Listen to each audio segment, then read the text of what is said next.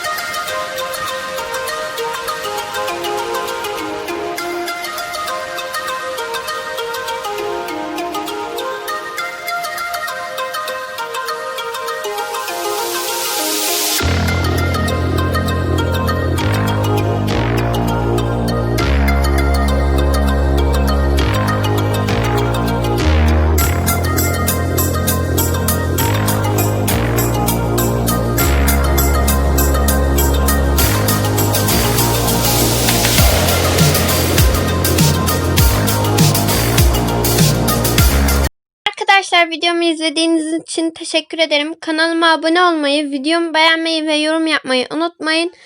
Görüşürüz. Sizleri çok seviyorum. Eğer bir dahaki videomun gelmesini istiyorsanız bir sürü beğeni atın. Görüşürüz.